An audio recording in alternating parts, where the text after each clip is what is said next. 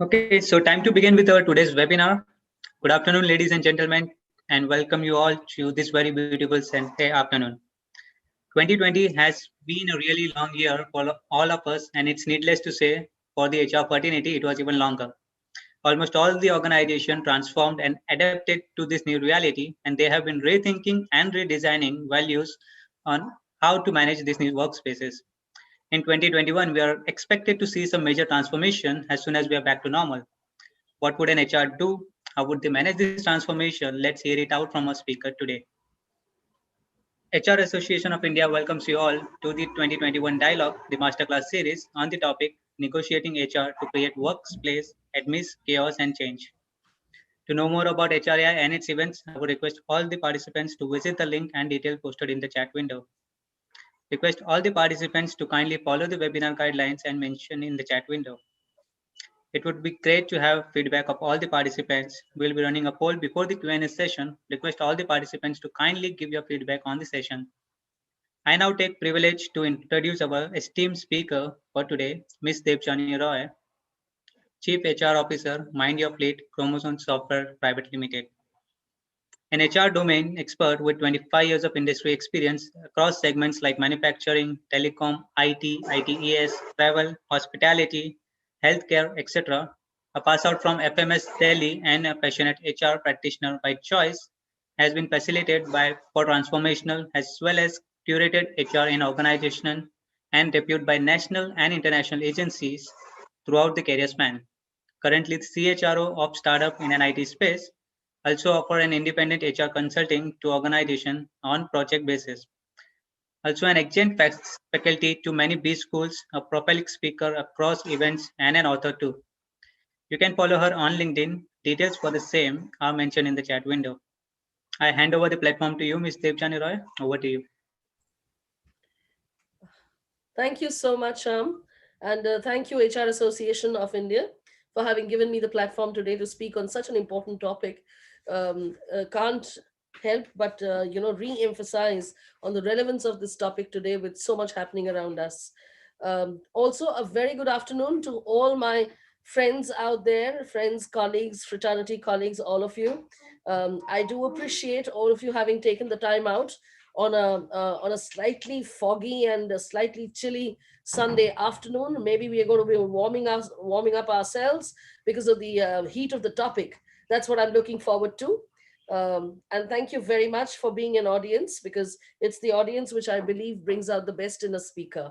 So without much ado, I'd like to just start off with a very brief presentation that I've brought for all of you today. It's very brief, to the extent that it's just about 6 slides, but it packs a lot of matter within that 6 slides, because I strongly believe that in a field like human resource, the less said, the better, because it's the work that we do which speaks for itself.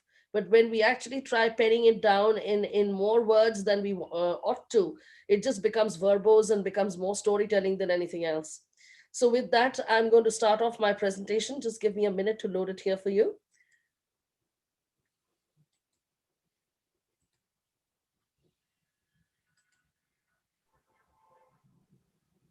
I hope that's audible to all. Sham, it's okay? Yes, ma'am. Okay, It's perfectly thank fine. you.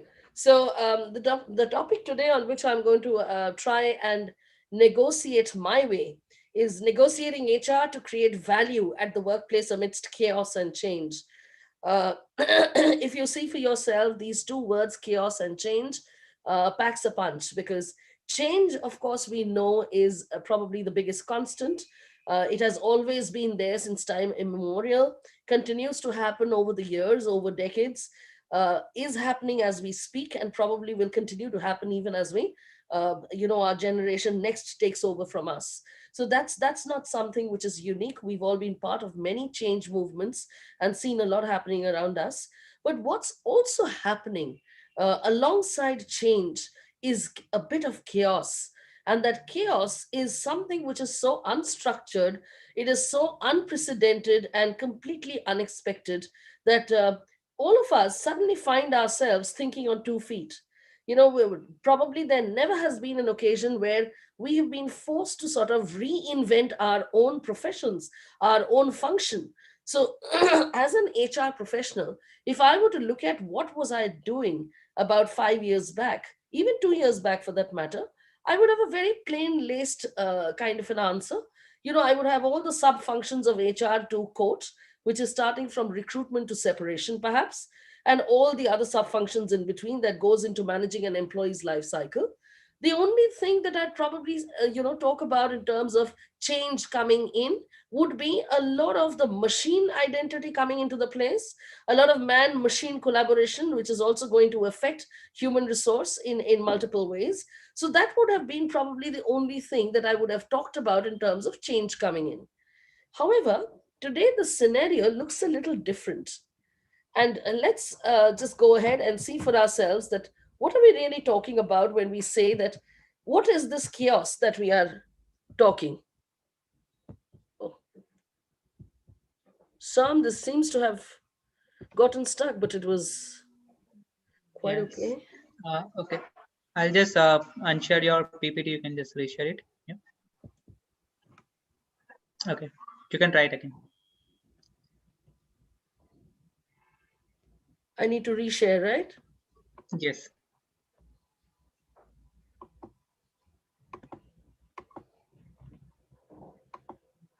Okay. Sorry about that. Okay. So let's look at what do we really mean when we are talking about this chaos and change in the workplace. If I'm sure a lot of you would have obviously heard about this gentleman called Stephen Covey.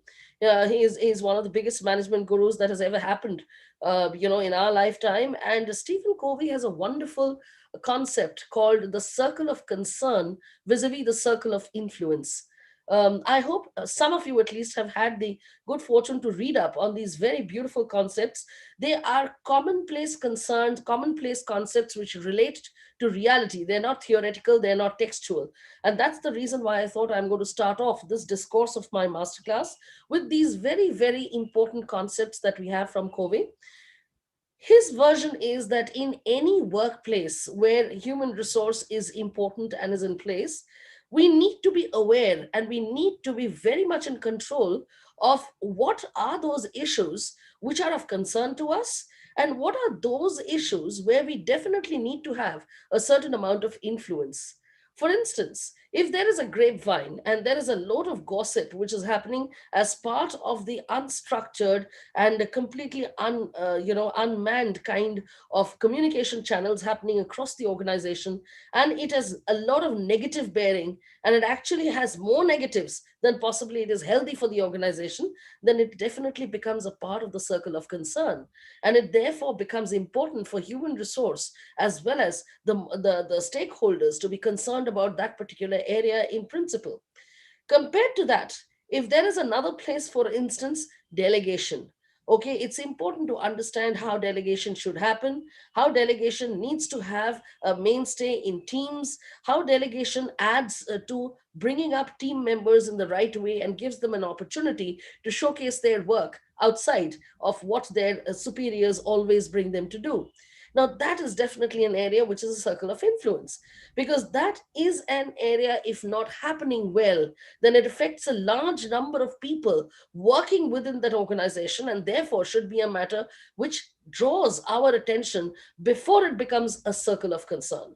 So that is how beautifully Stephen Covey discussed areas in an organization which needs for us to be on top of them, which would be the circle of influence, and the others where things are probably not going well, and therefore it necessitates our attention on an urgent basis, which becomes the circle of concern. So these are the two very important principles which today have become a contrast in the workplaces. And that's also heightened because of the very recent phenomena that struck us world across in the last 12 months, because we have already completed a full 12-month cycle of the pandemic. Though in different countries it struck in different ways, it obviously brought about its own nuances, but India obviously underwent tremendous amount of influence of this pandemic. by virtue of the fact that India is part of the emerging market scenario, there were tremendous amount of repercussions that hit the corporate world. Apart from the corporate, even the academic institutions were hit quite bad. And together, it's the generation today, the people who are already at the workplaces, along with the one generations who are yet to come in, but are standing at the threshold, who have been in various ways affected by this pandemic. And that has brought about tremendous amount of chaos and change at the workplace. Now, what are these changes we could be talking about? The changes could be a supervisor leaving. The changes could be workload increasing. The changes could be prioritization of different kinds happening and changing from time to time. And finally, changes could be social relations degenerating. For instance, if you were to take this pandemic itself as an important aspect of our work life today, then look at what's happening in the midst of all of it.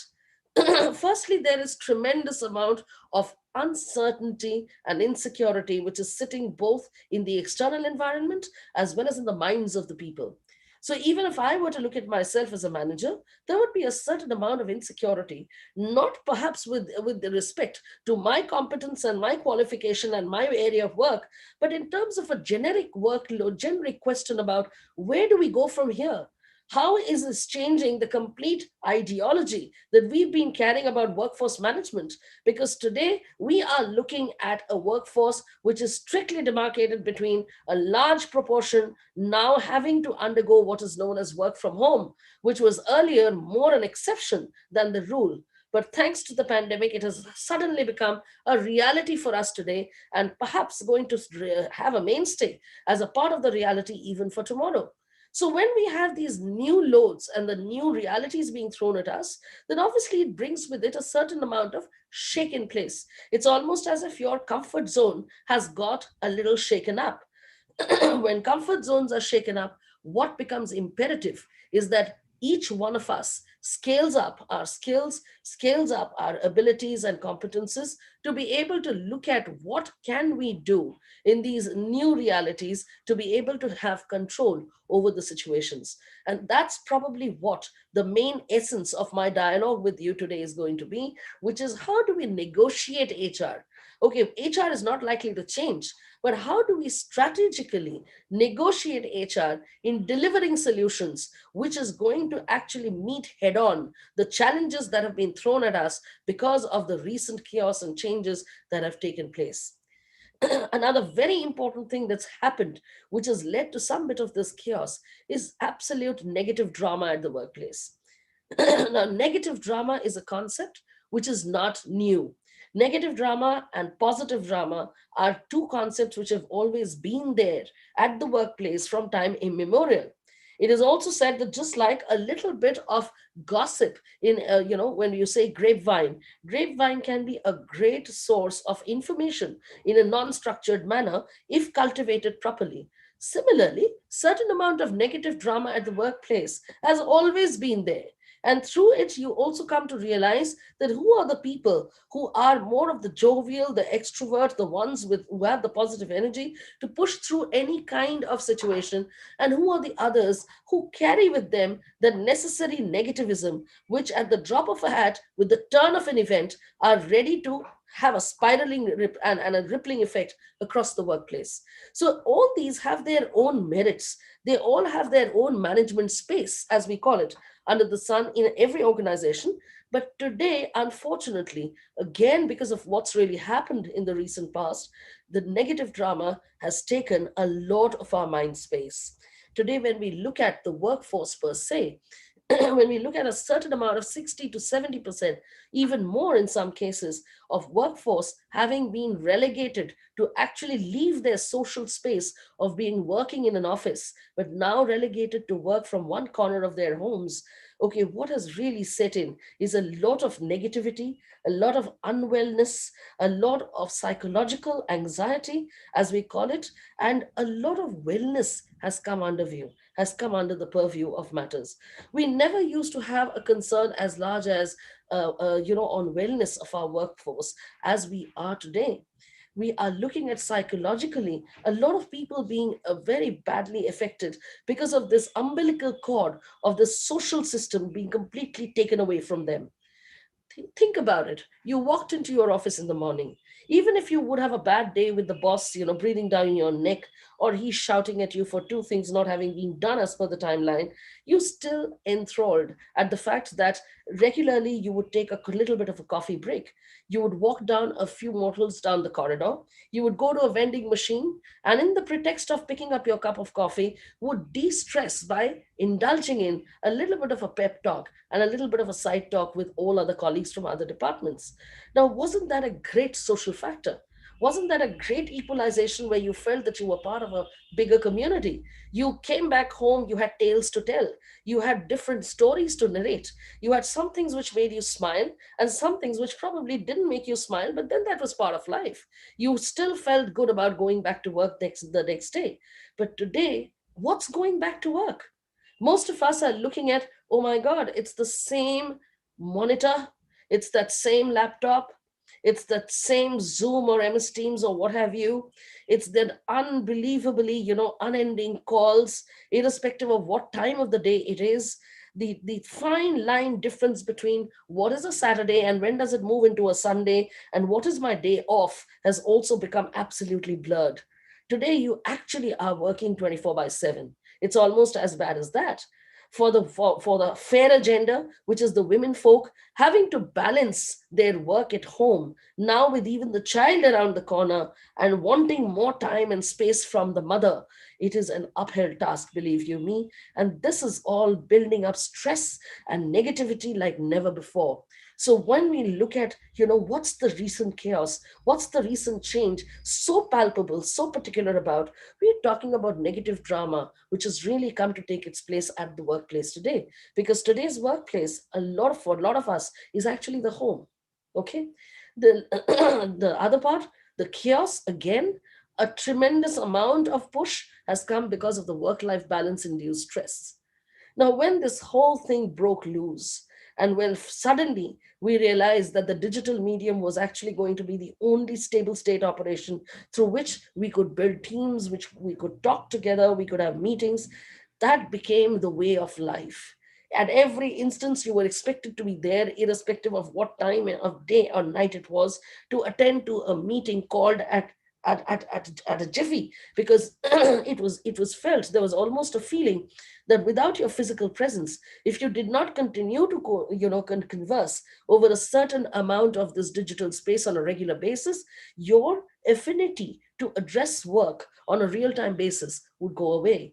Your competence to handle situations at work would actually be negated. Therefore, this was a tremendous pressure which was built upon large parts of the workforce across the length and breadth of the country, wherein you were expected that you had to be on a call irrespective of what other important thing could be happening at the back end or something that was calling you for its attention. So this stress that came about because of this tremendous difficult way of balancing work and life is another factor which has become a very, very heightened existing part of our lives today. And irrespective of how much we talk about being able to sort things out or look at how we can mitigate the effects of it, it continues to play havoc at our households, at the back doors. Okay, and you have only to ask the family members of the workforce in order to know the true story. Moving on, other changes causing disruption, and this is real disruption. And when I say disruption, this is not disruption of a positive nature. Unfortunately, most of it is disruption of a negative nature. We're looking, therefore, at businesses which direly needs restructuring, affecting organization structuring too. This is because if 60 to 70% of your workforce could be mandated to sit and work out of home tomorrow, where's the need for this elaborate infrastructure that most organizations have set up for themselves? We're talking about large scale, okay, operational inconsistencies which are going to come in because the earlier model of 100% physical presence of a workforce is now probably going to move towards a direction of hybrid, wherein there would be certain amount of people who would still be required to come into office, maybe at regular basis or maybe intermittently, but there are going to be at least a large chunk of the population who will still continue to work out of home. So the focus of also the organization, the incumbent HR departments, as well as the superior officers of such workforce will now be as to how to create work-ready homes for the workforce so that the agony, the stress of having to do this on a day on and daily basis is actually reduced to a great extent. The second most important thing we are looking at, which also is a change which is tugging at its reins, is revamping the performance management system. As we go along, you'll realize that those days of annual assessment of your performances is soon going to become a myth. A lot of organizations are already realizing that when so much of happening on a quarter basis, there is a pandemic, there is a surge in cases, resulting in large number of people to be consciously told to go back home and stay there. you know in such situations, you've got to be ultra sensitive about how you deal with people when you bring the goodies on the table.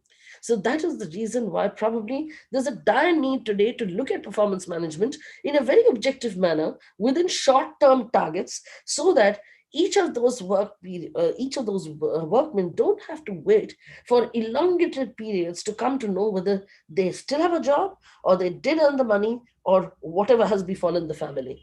Therefore, this is another second important factor, which is today hitting the need and the checklist of all of us HR fraternity. Okay, when we look at what is to be done with my organization today. Third, identifying competencies for the organization. Now, here comes another whammy. Okay, what is this industry? What is the type of milieu, industrial milieu that we are working in today?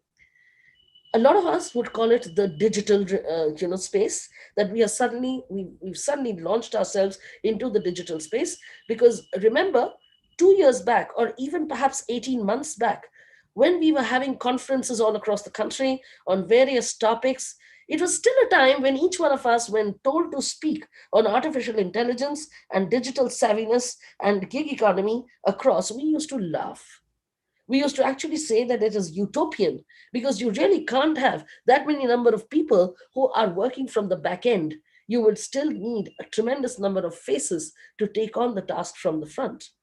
And that was a challenge which was again picked up by these gentlemen, who decided that with the help of one staple, they were actually going to move towards redefining the contours of their organization, looking at what broad-based competencies they needed to have in order to survive and also surmount this difficult period. And they went about their task in meticulous manner. There were a lot of us who also assisted with them in order to find that exact answer. But there are no exact answers to what you can do about identifying the competencies for current day organizations, because we are still in a state of unknown. We still don't know what is it that is waiting for us. We still don't know whether it's going to be a solid state economy again, or it's going to be a mishmash of a large number of congruent identities of people coming into place for different matters. So we are talking about organization where, as I had earlier said, workforce management itself will come under tremendous amount of importance, primarily because we're talking of different kinds of people today. Contrary to what it used to be earlier, which is that almost 100% of the employee base of an organization were on their rolls. They were what were known as the permanent employees. Today, we are slowly and steadily moving to a place where it is more part-timers than permanent employees. We are no longer looking at people staying large number of years with us, because we've already now tasted what loyalty can do to you. Because we have those inhibitions and fears amongst us, many a times it becomes difficult, therefore, to come to terms with what exactly are we meant to do with this new situation that we have in our hands. Next one is defining a go-to-market strategy for the organization, which is, this particular question about how we can contribute to the politics and how we can become an integral part of this. Okay, will obviously give you these kind of different choices. Finally, breaking the traditional and the archaic. This is what I meant when I had shuddered when you started narrating the crocodile story. Okay, this is important because it is no longer what used to be the norms of an organization that has brought us this far, it is not going to be that which will get it far from here. We will have to reorganize, we will have to re-strategize, we will have to go back to the to the drawboards in our boardrooms and draw up structures which can be well fought and evaluated by different members on a paradigm of competence, on a paradigm of being absolutely relevant in today's market, and therefore that becomes the mainstay for here. Therefore, when we are talking about a digital space, a lot of work methods, a lot of ways of life at the working place, all of them itself are becoming an absolute misnomer, because those are no longer going to be the way in which you will be expected to function and deliver your results tomorrow. Okay, so when we look at all these coming to a head together, whether it is from the external space, okay, which we saw a little while back, as well as the internal space, where people having worked in an organization for many years in a particular manner is, however, called back and expected to perform a very different role altogether. That's because today we are looking at a gig economy. And a gig economy is nothing but the highest bidder who comes to any organization offering his or her skills and are actually taken that on by paying a hefty and a good amount of sizable money. That's called a gig economy. And the people who work in gig economies are what are known as digital nomads. They are the best in class. They would have sweated their palms a lot by drawing up large number of important products. But at the same time, even today, if you ask them, they're no longer sure. They may have done what needed to be done, but they're still no longer sure as to what is it that is going to be taking them forward from here.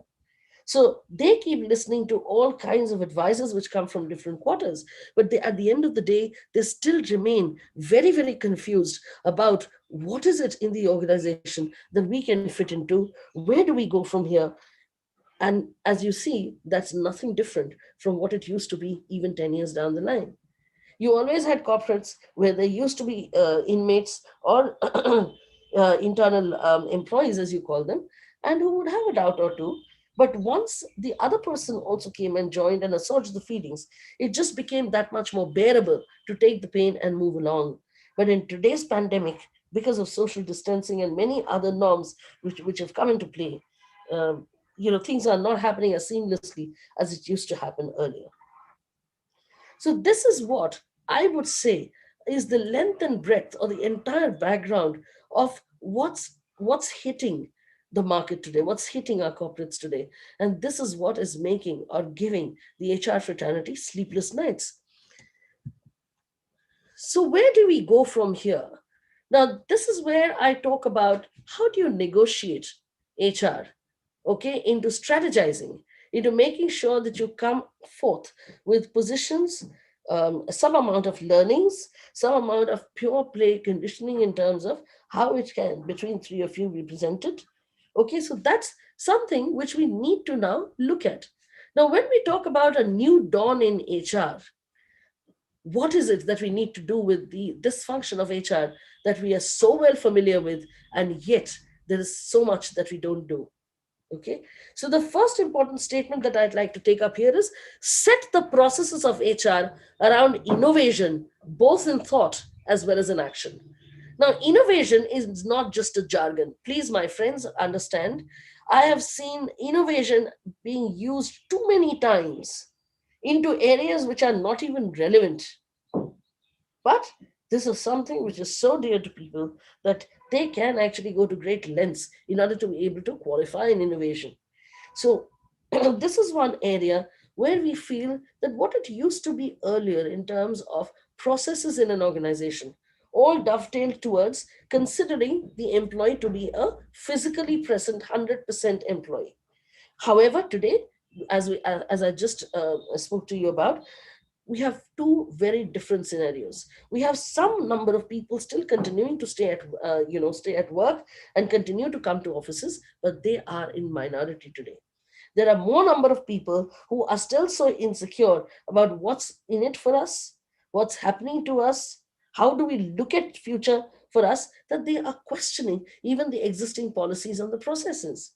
Therefore, it is very, very important that organizations today create an empowered culture. And when I say empowered culture, it means that you no longer define the borders of your policies and your processes only looking at one part of the workforce who are now very soon, okay, over a period of very number of short years, will actually become and probably will actually become a subordinate to somebody from a generation, is it? So that's what we are talking about. We're talking about new kinds of people. We're talking about a new melting pot in an organization where people are going to be drawn from different enterprises with whom they perhaps not been able to work earlier. So you could have people from retail or frontline coming in and taking important responsibilities in hardcore process-oriented companies, something which may not have been even conceived at that point of time. But and those are probably the good things, okay, that we see happening here, that you're not limited your space by only targeting the existing processes, only making sure that what you have is sacrosanct, but you've gone a few steps ahead in saying that if the movement of the country has to take place and the movement of my organization also has to take place in sync with how the company is going to the country is going to be progressing, then there are a few things which probably I might do or I might give. Okay, and therefore the ways of life, the orientation to the work, the approach, what needs to be taken, okay, is going to be very different from what it used to be yesterday. Is this understood? Because this is a very, very critical concept, and that about innovation, because innovation is not just about thinking differently. Innovation is also about being able to conceive of the whole environment in a very holistic manner, having different ingredients than those which are already with you, because that's the way it makes that particular dish as much robust. Okay. So the next one is redesigning the employee experience. This is again a very, very interesting concept, and it borrows a bit from the innovation concept on top of it. The employee engagement experience used to be very, very simple and easy to do in the years that we've been there. That was because those were the days of long standing awards, long service awards, where people, having stayed back in an organization for more than 10 years, were at least felicitated for that. It is immaterial that when you get into discussions of these kind, a man and a woman of different nationalities, then there are different religious backgrounds, then there are a lot of emotions which comes to the forefront. Okay, a lot of emotions. But what is important for us here in the professional front is to make sure that we don't get swept away by those emotions. If we were to visit any of the places pre-pandemic and now go and visit that post-pandemic, we should be able to tell at least where the masala has been made or what is missing. And that is something which really is an employee experience that needs to undergo a change. Okay. Next one, getting rid of annual cycles in HR. I think I spoke about it sometimes back.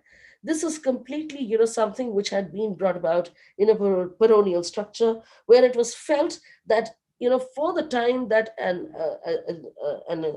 competent individual gave to the organization, irrespective of whether it was a man or a woman, okay, they had to be paid a certain amount of feedback as well as remuneration and some kind of benefits at the end of a defined period. Otherwise, there would be no motivation for them to actually be there at all. So that is how the compensation system came into being. But the compensation system is a compensation and the learning and the designing of the annual cycles that we have in our organizations, whether it's the PMS, whether it's the comp and bend systems, whether it's the reward and recognition systems, we have a lot to do in here. Because today's workforce, whether it's the same temp workers that we're going to get in, or the part-time consultants who are going to come, deliver, and move away, are people who are a very different breed than what it used to be earlier. Earlier, staying back in an organization was considered a matter of pride. It was considered to be something which was holding you back, and and both the organization as well as the individual were actually felicitated for the same. Not so much today. For a gig worker, or a digital nomad, or a part-timer, how much of a process and how much really of an understanding that you gathered from each other? It's something that I'd like to know. So when we talk about annual cycles, we have to understand that there would be trials and tribulations. There would be a lot of resistance when we try putting our hands into this. But then at the end of the day, what is important to understand is every organization has to be organic in its system of evolution. Only when it is organic and it keeps its steps along with how the system outside is progressing, that's the only way such organizations can remain solvent. So in a way, we are quite happy because in our complete circumstances and environment around, we find that the HR fraternity has started moving and started moving quite okay now. There was a time in the initial bracket where we were found, with our feet handing, but today it's a great cause. I think we're doing enough in order to challenge some of these very, very archaic systems like annual cycles, the reward and recognition schemes of putting a token money for somebody having spent 5 years of valuable time. Just doesn't read well, just doesn't look well. So those were definitely areas at the back of the mind of entrepreneurs who needed to now look at how did they structure their organizations politely so that many a times they did not have to go from here to there to find their solutions.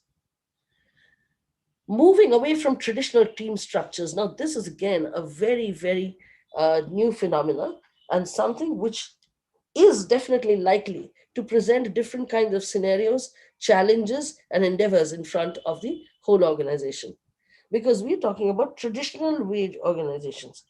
If we are able to stop this and move ahead, it'll be better for the organizations as well as for people outside. But then you never know. If we have to get into a matrix organization, not only from a hierarchical point of view, but also from a development, as well as what were the words heard, those kind of things, I think this is a very, very important aspect of moving away from traditional team structures.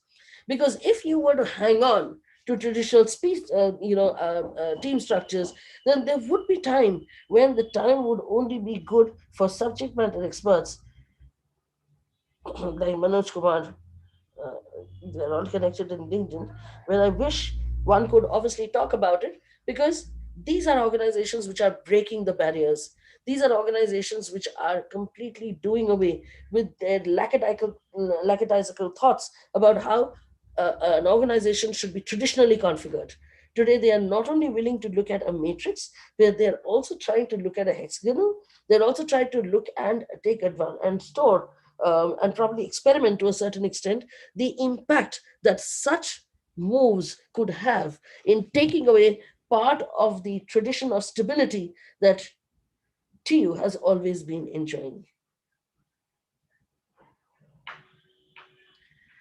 So, moving away from traditional team structures would obviously be another very, very important aspect of maneuvering HR in today's reality so that you have small, nimble, agile teams drawn from different projects. They come together, they address the work, they attack work together in a collective thought process, which could actually be more eclectic and more precise than if there would be a linear and a very traditional nuclear factory owner going together, not having been exposed to anything else in God at all, and that you can understand from her body language.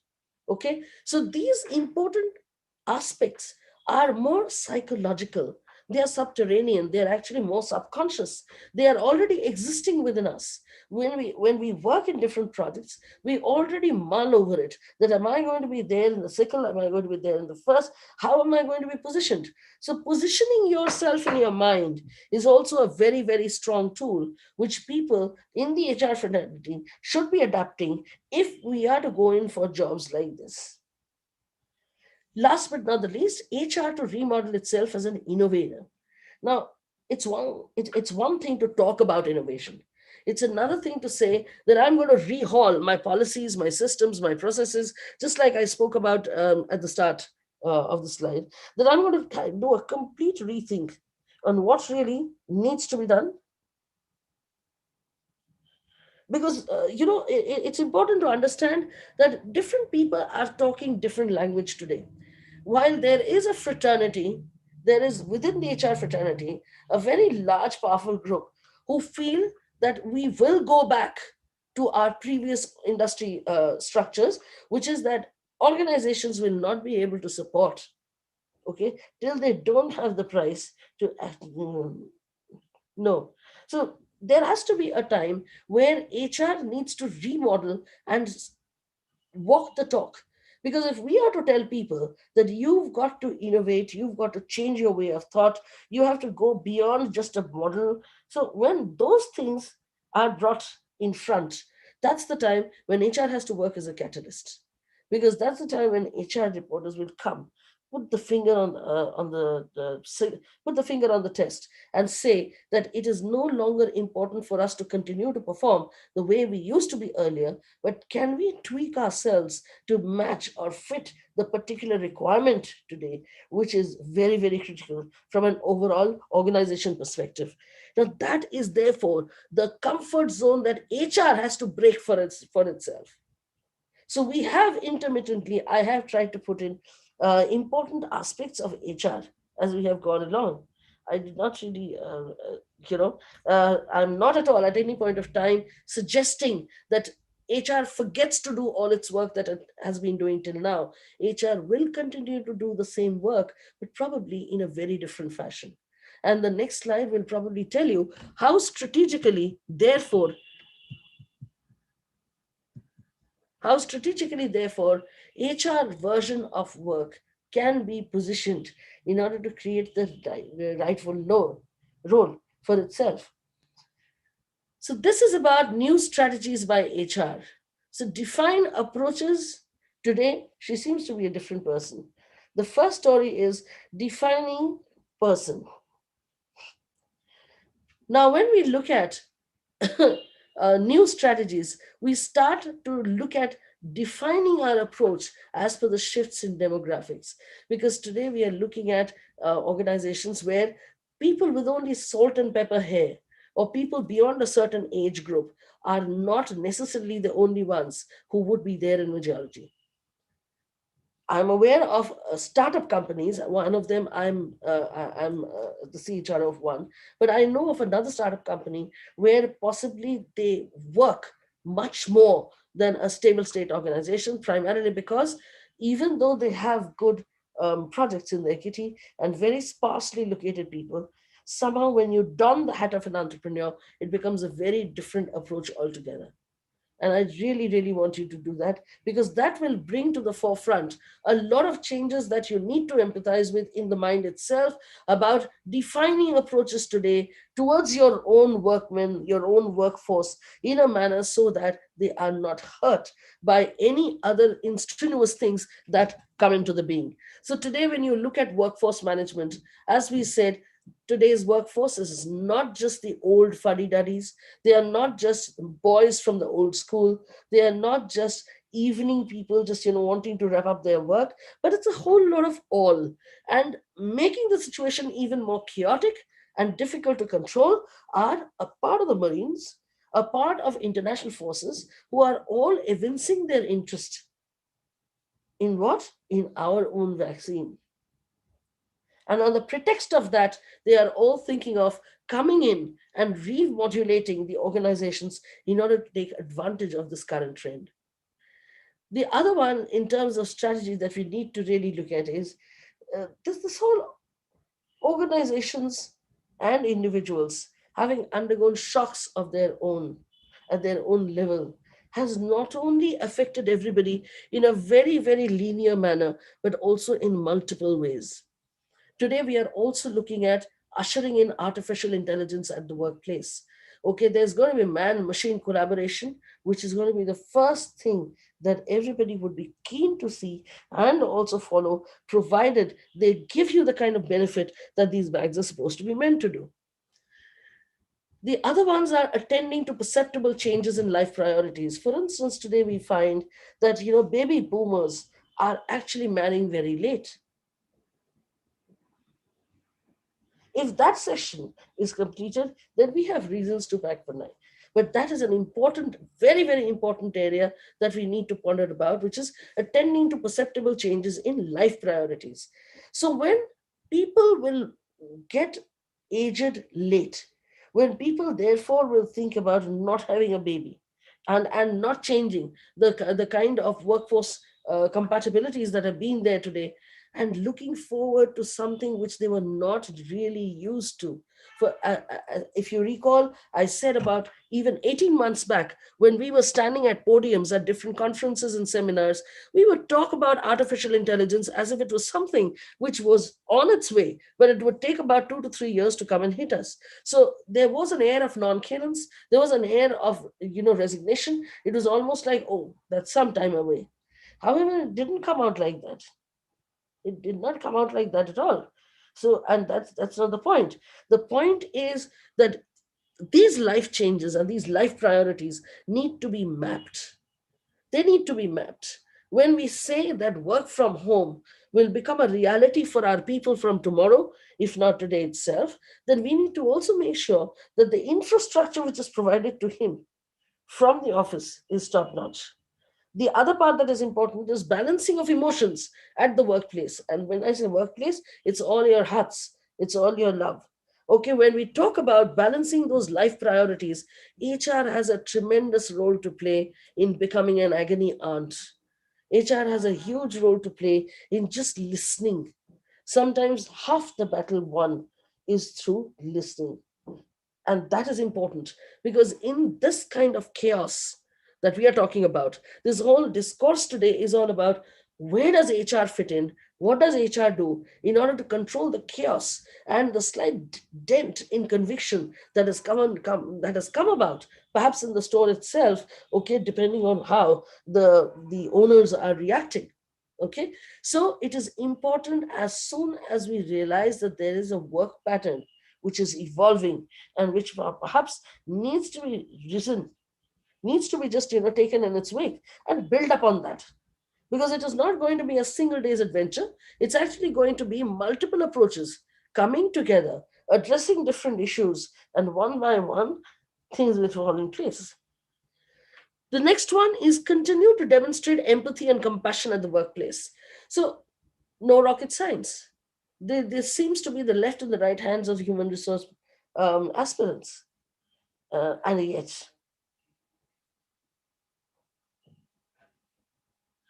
yet, one of the things that we need to continuously keep in mind is when things are so much at a low ebb, when people are fighting on all limbs, when there is so much of insecurity and uncertainty about where do we go from here, how do we go from here, okay, and all the obvious questions, then it becomes our moral responsibility, besides the fact that our functionality is also like that, but it also belongs our moral responsibility for one of the best things that had happened in that year till now.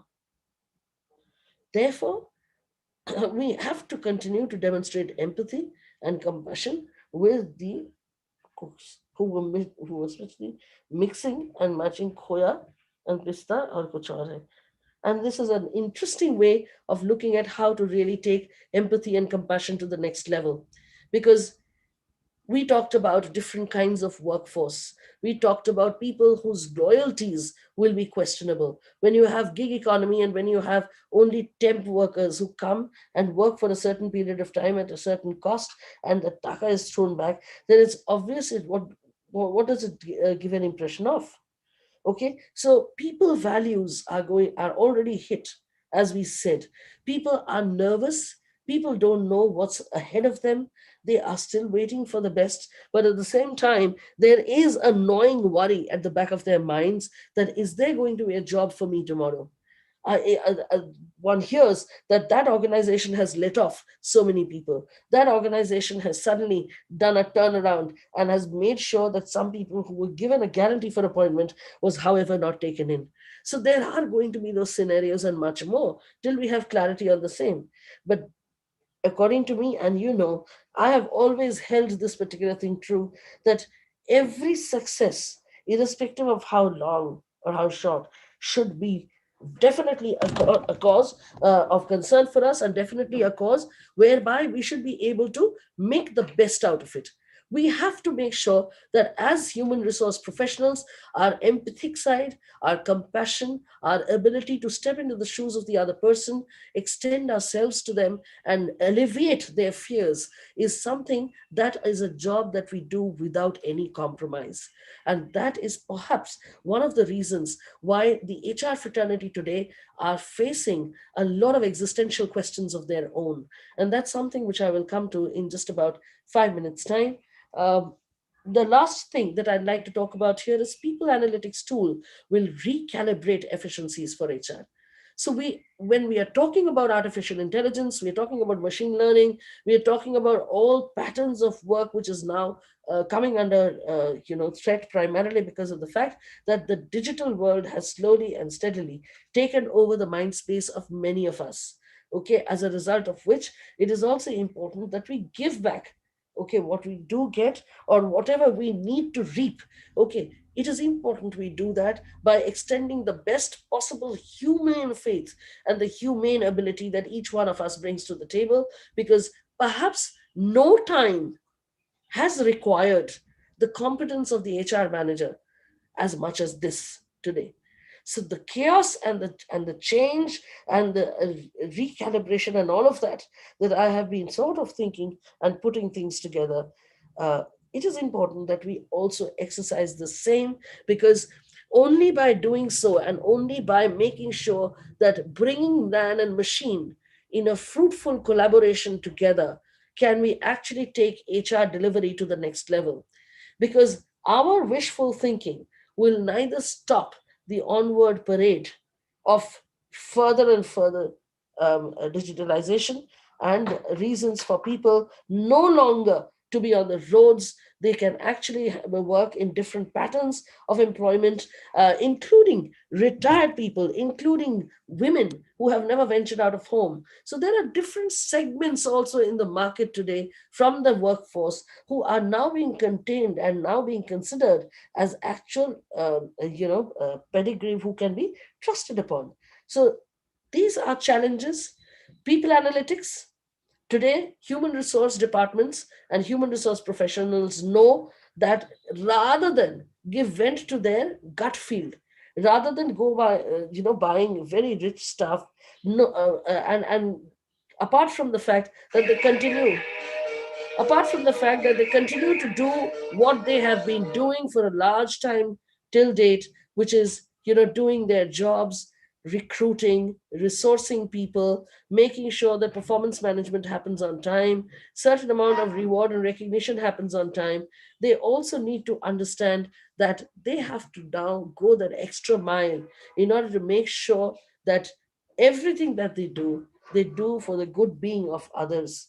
This is not an individual game anymore. This is not a man game anymore. This is a man and machine combination game that is now into play. And through a combination of the best efforts of man and machine, we will actually evolve this function of HR to the level where it is not just human feeling and gut, but it has to be also based on analytics and big data and a lot of factual data which is churned out in the large manner.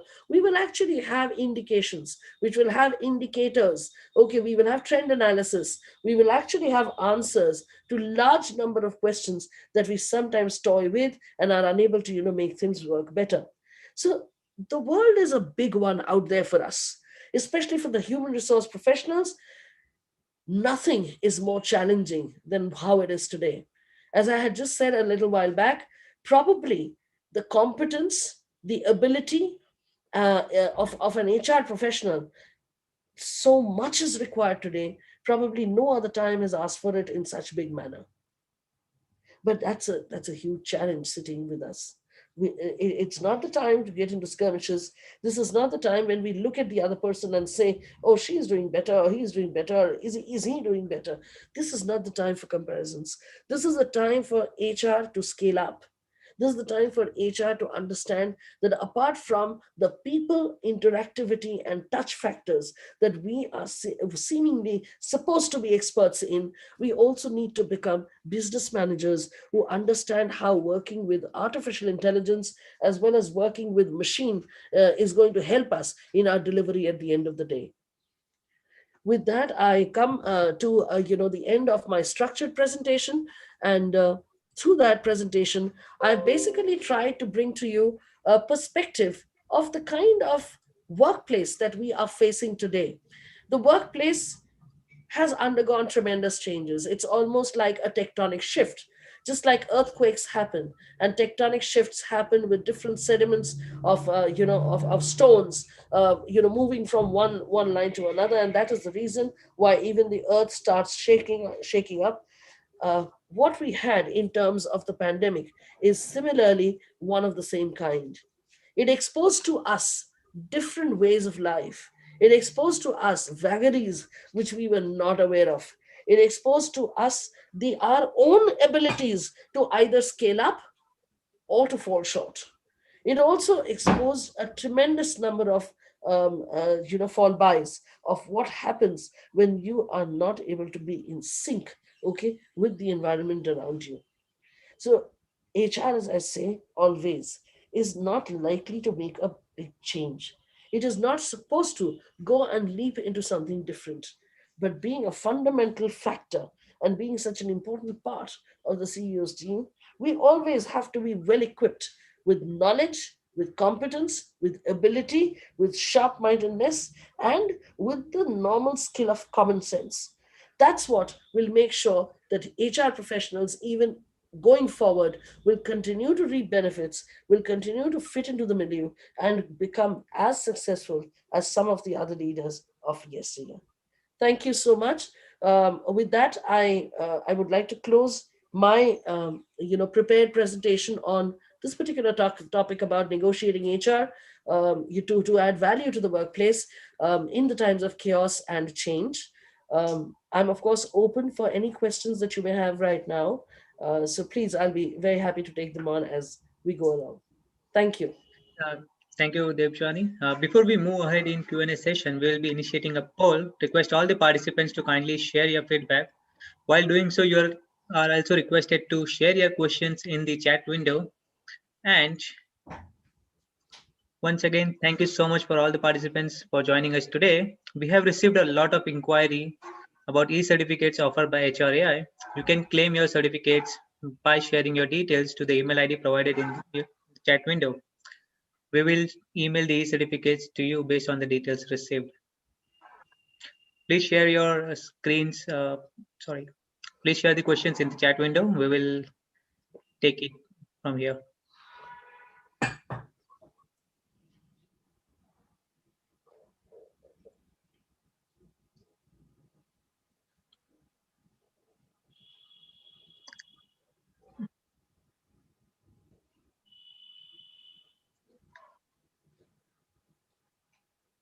Okay. So, Debjani, we have received questions during our registrations. So I'll take that questions first. Yeah, sure. Yeah. Okay.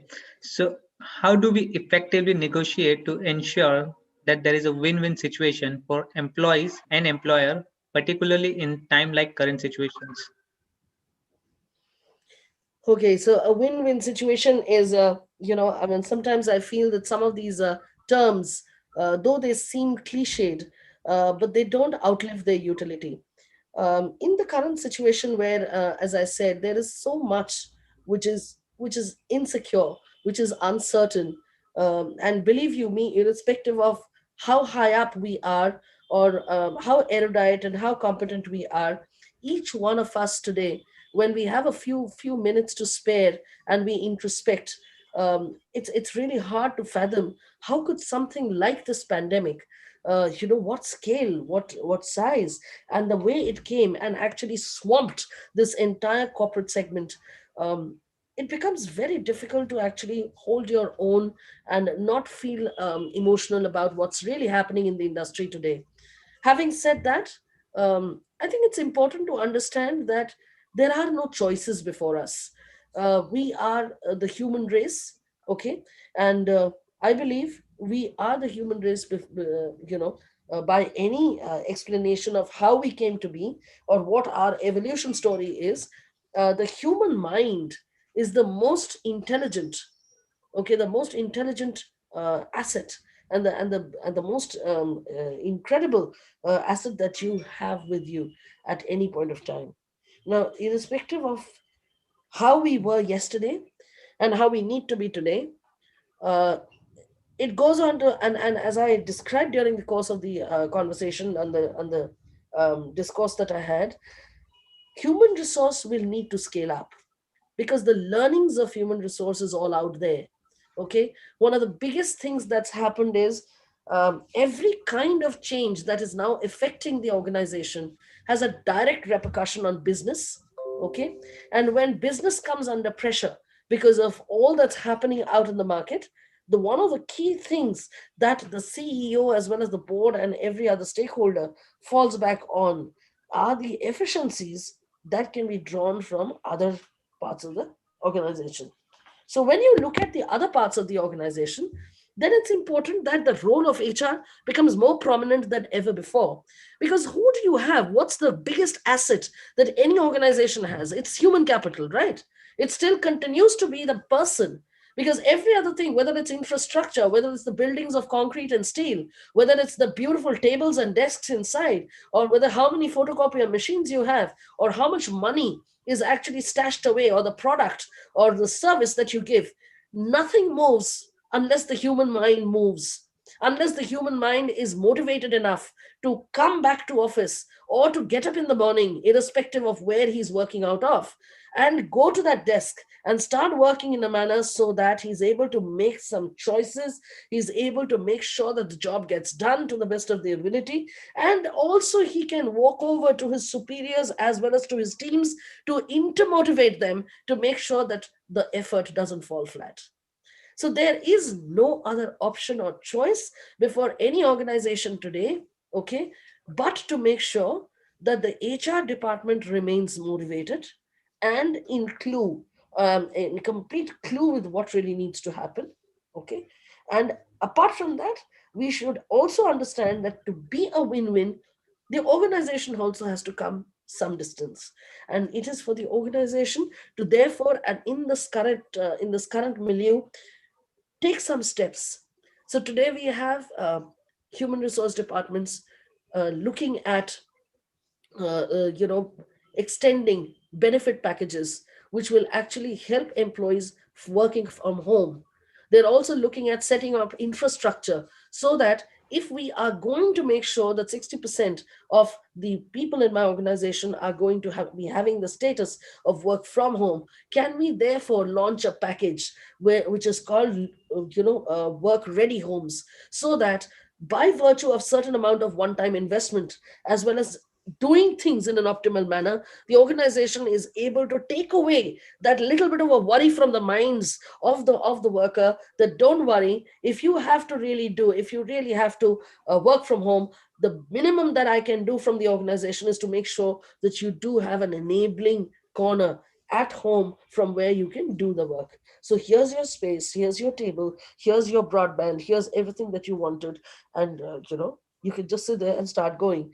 So through these optimal kind of revisiting of policies, repositioning of benefit factors, it's something that I spoke about in my presentation about just being innovative and making sure that you don't keep repeating what you have done till now, because that's not likely to be the answer.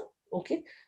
Therefore, you need to do things a little differently today. You need to look at how much of the envelope can you push, how can you be the champion of people, as well as also lobby with the management to make sure that you get both sides to marry into your idea and give the organization a win-win situation. That's what I Beautiful, would feel here. beautifully answered, Debjani. Okay, so there is a question from Parvati: how to deal with bossy HR or maybe moody HR, who how to cope up with him even if you are right and you need a request for certain help. Yeah, I formally believe, a bossy HR is no HR. Okay. Having said that, um, the HR fraternity, and please pardon me for being so candid about it, but since the question is out in the open, I would also like to make a clean breast of it. The HR fraternity are of two very distinct kinds. The ones who are risk takers and who decide to make a real impact on the face of work. They are the ones who will take risks on your behalf. They are the ones who will champion your opinion before the management. They are also the ones who will balance the whole thing with the management and also make sure that your last word is heard. Okay. Now, there will also be the people who will not take on frivolous requirements. They will not be the kinds who will unnecessarily pander to negativity. They will not be people who will unnecessarily listen to gossip. So, they will not be your cohorts in any of those kinds of activities. So, that's one kind of an HR who do well, who leave an imprint, but at the same time, they are hard to get around because they stand for those qualities very sharp. Now there's another group. Okay, there's the second group, which is relatively efficient, which is good in their own ways, but unfortunately don't believe in taking too many risks. And when they don't believe in taking too many risks, they will also not be the kind of person who will unnecessarily venture out and try and do whatever little they can. Okay, they will venture out, but the moment they feel that their interest is threatened, they withdraw. That perhaps is a more difficult HR to deal with than a bossy HR. Okay, a bossy HR is an attitude, it's a behavioral syndrome, and there can be ways in which you can deal with the behavioral syndrome.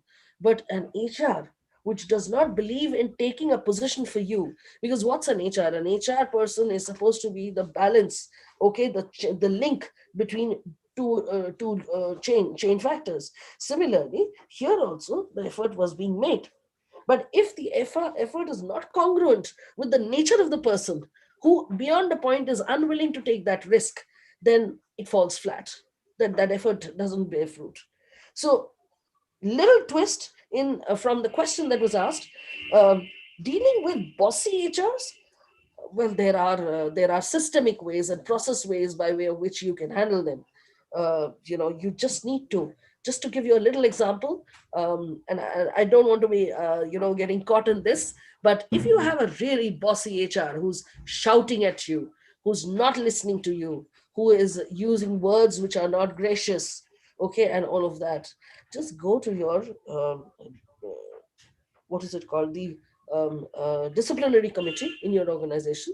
Okay, just go to any disciplinary committee and lodge a complaint saying that this is the conduct of a manager. Okay, and a manager is a responsible individual in the organization. Okay, and you very clearly say that if this could be happening to me, who is probably one of the senior most in the organization, what can be happening to you? If you ask those existential questions, believe me, people will wake up. And even that bossy manager will know that survival will become an issue if he or she does not take charge immediately or does something alternative. So these are the bossy part. You can live with a lot by ignoring. If it becomes too much, like a little sore, then just as you both did, just healed it. And if, however, there are managers who are not willing to take your side and who are not really interested to go that extra mile, now that's somebody you really need to take up. You need to voice your concern because he or she would be in the process of killing the efficiencies within your organization. So that's how I look at that. Okay. This question from Akansha Thakur. How can you balance your professional life and personal life while working from home? Because we know that we have lots of work burden than earlier it was. Yeah, it's a very, very important, very critical question, and thank you, Akanksha, for raising it. It's actually one of the most topical items today, and we have been speaking endlessly on many forums. I probably have been on at least three to four forums by now, where we have only tried to address women-related issues, especially pandemic and the post-pandemic. We're calling this post-pandemic, though I know for sure that we are not over it. So does it matter? You see, for the woman, it's a double whammy. It's really a double whammy because As such, till the time the woman had a place to go to, right? It was like a release for her. And let's understand this. Let's not run away from the truth. I am also a woman. For the little time that I used to be away from home, it wasn't that I was abrogating my responsibility. I would still look back, call up multiple times, find out if things were being controlled. I would still have my support system who would give me regular updates on whether my child was being taken care of. Okay. There would be all kinds of systems put in place, which would be my responsibility to absolutely ensure that irrespective of where I am at work, it could be Delhi, it could be China, it could be anywhere else in the world. I, as long as the infrastructure is guaranteed, and as long as I am on top of the information, there was not much harm in my going out to work. Rather, it maintained a certain amount of casual, give and take between the two partners in such situations, where one was able to understand that yes, this break, for a career woman, this break of actually moving out and going to an office and handling a role of responsibility was equally important and equally critical, just like for the man himself. Now come back to today's situation where the woman is now squarely in the position of a homemaker, right? I'm consciously calling it homemaking, second innings, because everything else is home. Everything is home. Your emotions are home. Your child rearing is home. Your ability to negotiate with the rest of the family is at home. So everything is actually happening like a tamasha movie. Everything that's out there, the stress that you have, that while you are attending a Zoom call, you know that you have to now get up, the time is rough, you have to get up to prepare at least some little morsels of food, but you're unable to do it because your calls are not finishing. Look at the other side of it. A little child of 3 to 4 years doesn't understand what's a Zoom call, right? And yet, when mummy is sitting in front of the laptop, the little kid is shouting because he's being withheld by maybe his daddy or his father or somebody like that, because they don't want him to go where mummy near is, because that will not be looked upon as very well. So it's a double whammy for women. And I my heart goes out to them, because there are a lot of complaints that I get to hear. I am a coach, and I also mentor a lot of young women in their professions. So I get a lot of messages as well as different vehicles, because not only is it a question of badgering of women, where because of being there physically present, you are expected that you will take charge of home affairs as much as you give time to hearth affairs. That's very, very submissive, and that's something I would not like to advise women to get into. But then you need to take your position and make sure that you carve out a place for yourself, because otherwise this can drive you to sanity. Beautifully And answered. that is where we are hearing a lot of cases today where, as I had talked about, mental wellness of women being a major issue today, anxiety disorders surfacing tremendously. So these are very sorry state of affairs, and I wish we actually see through this period at the earliest. True, true. And beautifully answered, Debjani. Thank you so much for your brief idea about how tomorrow is going to be versus what are we into today and how to deal with it.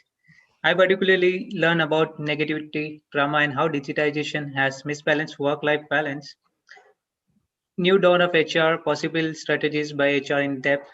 It has been a pleasure being with you today. A very insightful session, and I'm sure our participants have benefited out of this enlightened session. So before we conclude with our today's session, we would also want to thank our association members, Geisha and NESCOM COE, for supporting these HRAI events. To know more about this association, request all the participants to kindly visit the links provided in the chat window. Thank you once again, Ms. Devjani, for our participation for today's event. Do join us for our next masterclass on tomorrow on Posh and Gender Equity by Ms. Anupama V on 25th Jan 2021. Request you all to kindly register for this event at the link mentioned in the chat window, or simply join the 2021 Dialogue WhatsApp chat group That's it from our end today. Thank you so much and take care. Bye for now. Thank you, Sham. Thank you, HR Association of India. And thank you, audience, for being so patient with me. And it has been an absolute pleasure, as I said. Hope you've had your learnings, and hope we do a great job on the HR front together. Thank you so Yes. much. Bye-bye. Thank you so much, ma'am.